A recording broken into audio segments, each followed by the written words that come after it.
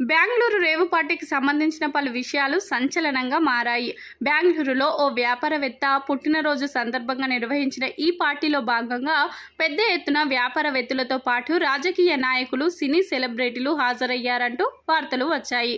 ఇక ఈ పార్టీలో భాగంగా పలువురు టాలీవుడ్ సెలబ్రిటీలు కూడా హాజరయ్యారని పోలీసులు వెల్లడించారు.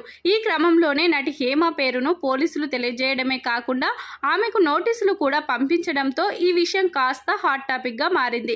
అయితే తాజాగా ఈ పార్టీపై నటుడు నవదీప్ చేసినటువంటి కామెంట్లు వైరల్ అవుతున్నాయి. 2 తెలుగు రాష్ట్రాల్లో ఎప్పుడు ఎక్కడ ఏ డ్రగ్ కేసులో విచారణ జరిగినా సినీ ఇండస్ట్రీ నుంచి అటెండెన్స్ వేయించుకునే మొదటి వ్యక్తి నవదీప్. ఆయన ప్రమేయం లేకుండా మీడియా వారు తన పేరును ప్రస్తావనకు తీసుకువస్తూ ఉంటారు. అలాగే ఎన్నోసార్లు ఈయన అధికారుల ముందుకు కూడా హాజరయ్యారు.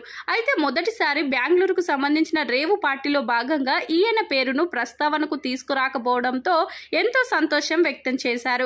ఈ ఘటన గురించి నవదీప్ మాట్లాడుతూ ఇన్నాళ్లకు మీడియా తనని వదిలిపెట్టిందంటూ సంతోషపడ్డారు. బెంగళూరుకు సంబంధించిన ఈ రేవ్ పార్టీలో నా పేరు లేకపోవడంతో చాలా మంది నిరుత్సాహపడ్డారని తెలిపారు. మరికొందరైతే ఏంటన్నా ఈసారి నువ్వు ఫేక్ న్యూస్ లో కనిపించలేదంటూ కూడా ఆయనను అడిగినట్లు నవదీప్ తెలిపారు.